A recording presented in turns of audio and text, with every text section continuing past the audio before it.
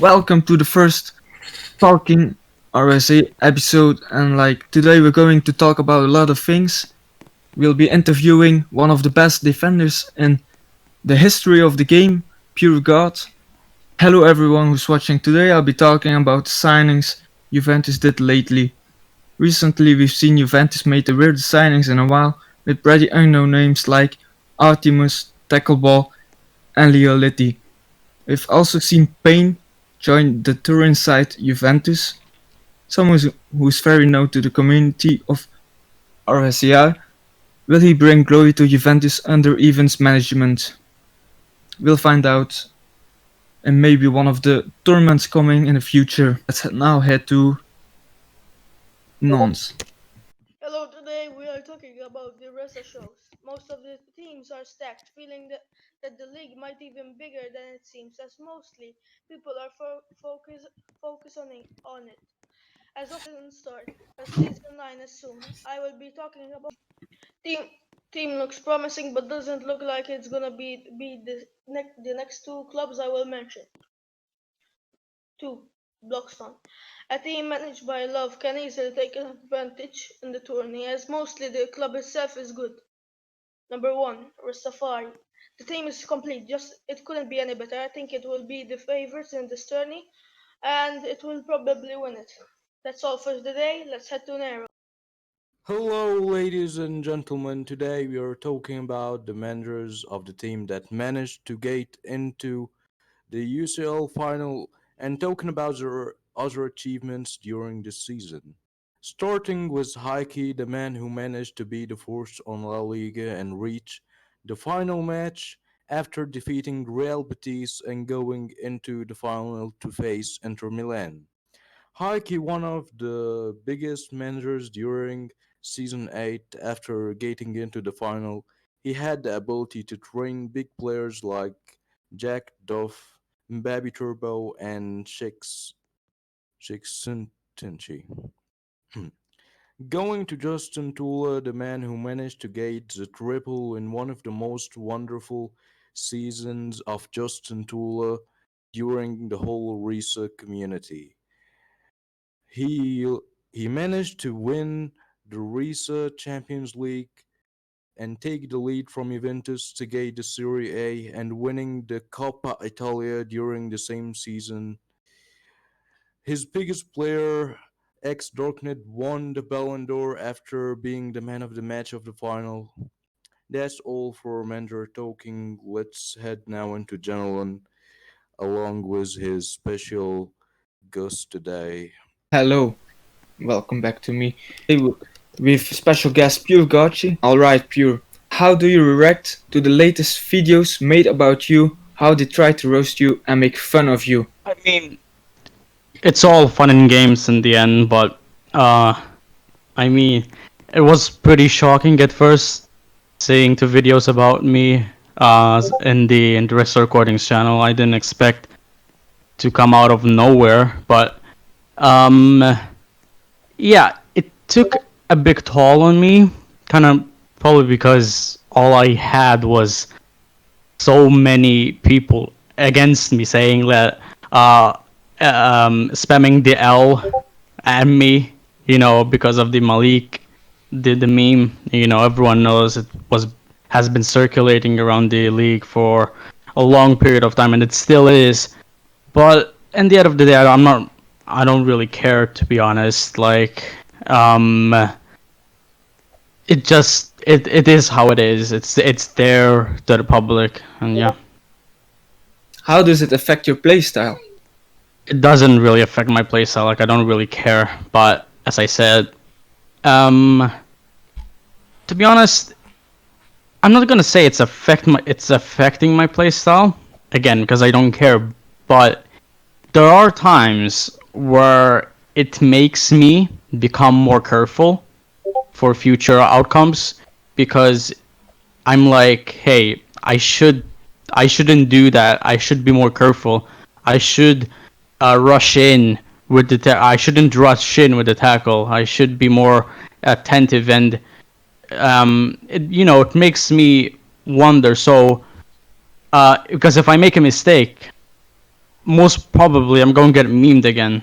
So I'm not really striving to get memed. I'm striving to prove anyone that I'm capable of winning trophies and not get memed.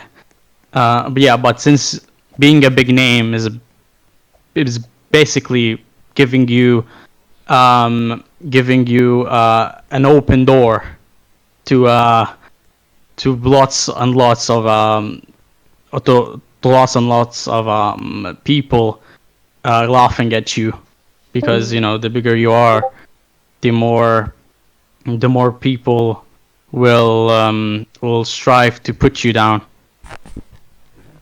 So, how do you feel about all these changes that's happening in Juventus right now? Do you think it will lead them to anything more than what To happened be in honest, last season? yeah, the changes of Juventus, I have to say, in my opinion, I think Juventus will actually do better than last season, purely because they have. I know that Juventus last season had a better team on paper, but I don't think that's the case. They have really intelligent players like Pongyi, who is probably one of the most prominent and prospective strikers around RES right now, and I think he's a rank X worthy if I'm being honest. But yeah, this whole change, especially with Payne at the back, I am pretty sure that Juventus are gonna win a trophy. Unlike last season, Juventus are going to do better with these new players, with their new tactics, with their new play style, with their mentality. They are much more dangerous, and I can tell you this right now: players outside from Res are really, really smart. Like Malik, he's not a Reser, and he's one of the most smartest Resers I've played against. And I can tell you for sure he's very smart. He knows when to pause. And half of the Juventus squad are like Malik. And I have no doubts that Juventus are gonna grab a trophy this season. What do you think went wrong in Juventus the season you played with them? Is there like anything you could blame it on, or just To be not honest, what you hoped? I don't like blaming people, but there are times where the blame it has to be pointed out to the obvious cause, and that obvious cause has to be Evan. I'm not trying to be toxic or anything about this, but the fact you play Moinzal in goal in one of the most important games of the season is one of the most dumbest decisions I've ever seen from a manager. And I respect Evan because he's a smart player, he's a smart manager. But there are times where I say to myself, why did he do that? Why did you do that? Why did you attempt of doing that? Like, why? Just why? And I give him a fair play. He tried giving Wenzel a chance, and he was in Evan's opinion, he thought he was going to strive for glory. He thought that he was going to do a very good performance against Inter Milan. He thought that he was going to be a very great GK. But at the end of the day, all he did was killing his career in just one game. And that one game, Wenzel just left Res. Like, it's really distraught. But enough about the Inter Milan game. Overall, the season, it was very poor. Like, I'm not blaming Evan now. I'm blaming the whole team. Pretty much there has been woes of me, even me, Love, Bulb. Those type of moments where you were like, bruh, what just happened? And this has last season, season 8, was the worst season I've ever played in, without a doubt, without a question of a doubt. And I thought I was going to do good, but it didn't go how I expected it to be, really. So how do you look forward into your new club? What do you think is going to be needed to win anything big in that club, and how do you see yourself in that position? Like, do you think you're going to be one of the better ones, or do you think that everyone is just going to look at you and like, okay, he made a mistake, we can all blame it on you? Or how do you feel about it? Hopefully not, because I don't want everything to be blamed on me, even if it shouldn't be blamed on me. But um, being a big signing also means that high expectations are supposed to happen, and if those expectations are not fulfilled, I might be in a dangerous position because joining Real Madrid, I'm surrounded by very already good players. I got Kappa, I got Danny, probably the one of the best strikers in res. I got Locke, one of the best center backs in res. I got Logica. I cannot forget Logica. I got Waraku, one of the best goalkeepers in res. Like, I'm surrounded by a lot of great players, but being one of the best in the squad does take a toll, and I want to be careful, as I said in your previous questions. I want to be careful not only because of the videos that was been posted on me, but also because of my role at Real Madrid. I'm a crucial role, and I'm there to lead the team to glory, as the rest of the players. I'm there to show an example for the new signings, the new replacements for Ekstrom, who left us for 25 million fee. We got Daniel 4K9. We got Pate. I'm there to show an example so they can actually follow my steps and probably become one of the best. And I'm there to help and strive Real Madrid to glory. So, who do you think is going to be the most underrated player in Real Madrid this season? And do you think if like Danny was your striker in Juventus, do you think you had more of a chance to win the Champions League? Or it's hard to say, but do you think that will happen? Or Well, answering your first question, most underrated player at Real Madrid probably has to be probably I have to say Luck and Darrow.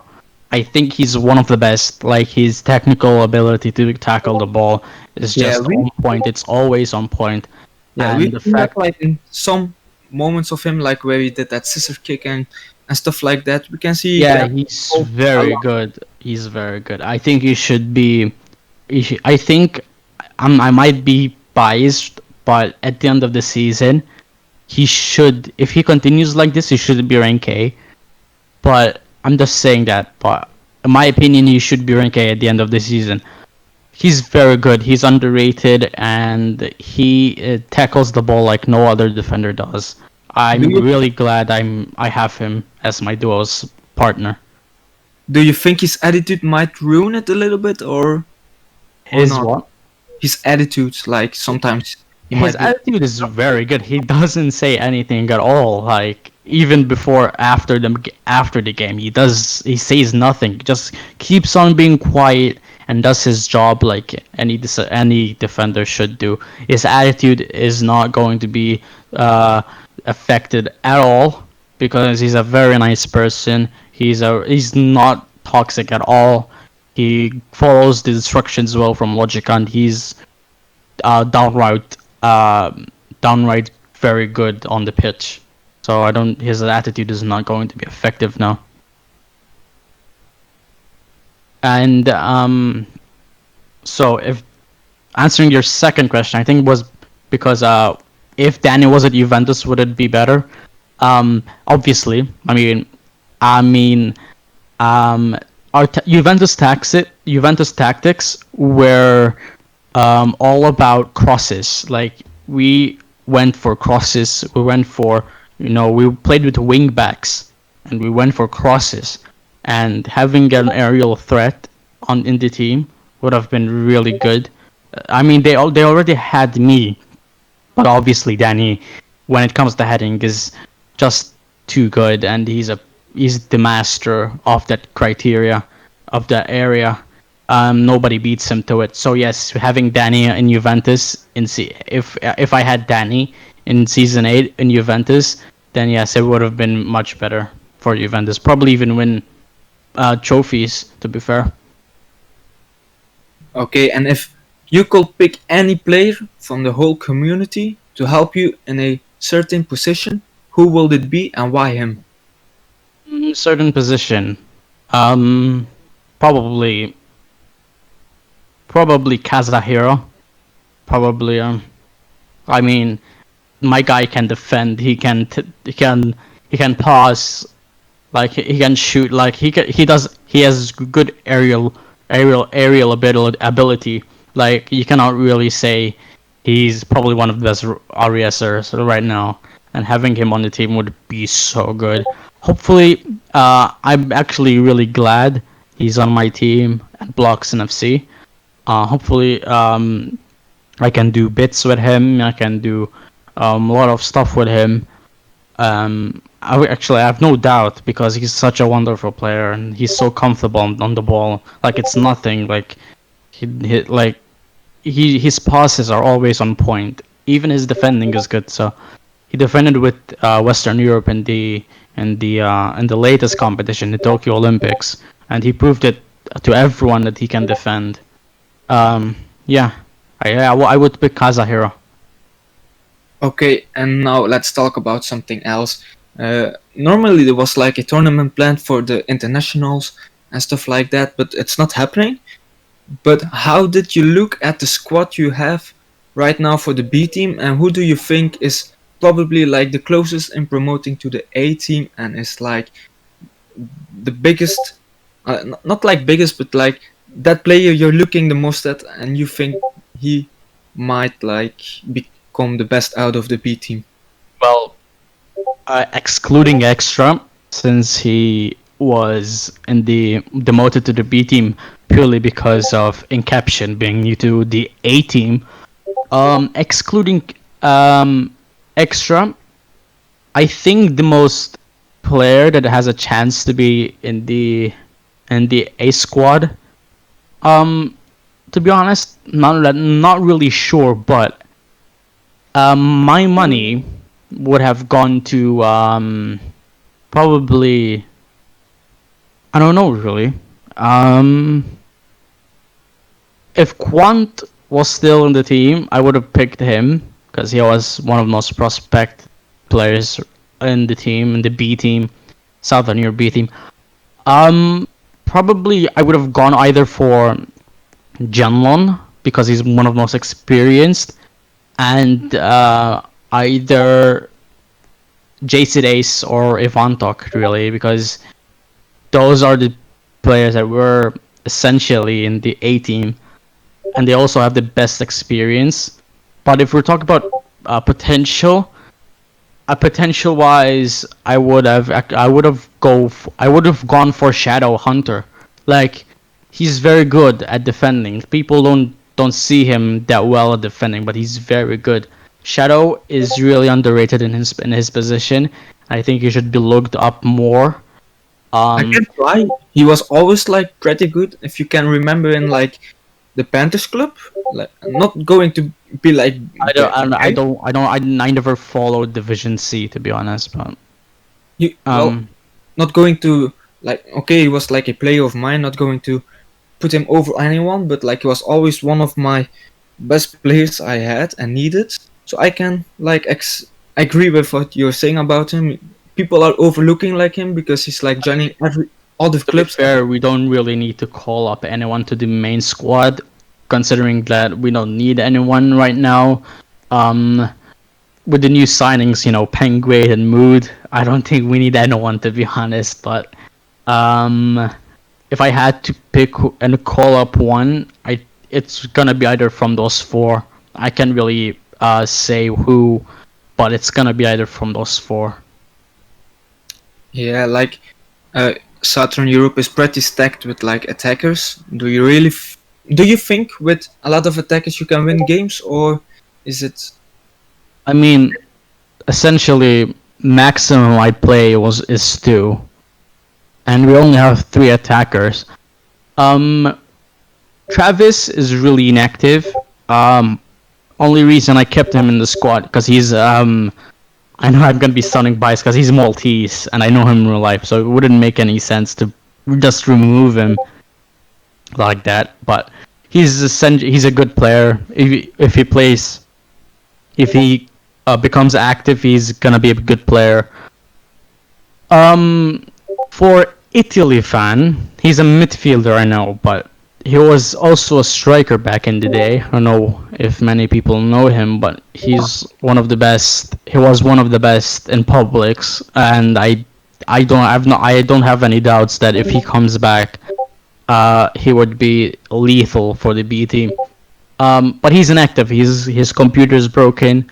Thank you, Puregod, for coming to the show. We do appreciate it. And okay, let's now head to Nero, who's going to talk about the ECC tournament, which is possibly coming. We're not sure. Okay, let's hear what Nero has to say. Hello, I'm back. I'm Nero, and I'll be talking about the possible ICC tournament. So tune in. The ICC tournament, which might happen in a few weeks, will be interesting. There is a lot of teams that are getting stronger. For example, we have Manchester United, who has got the new players and new manager.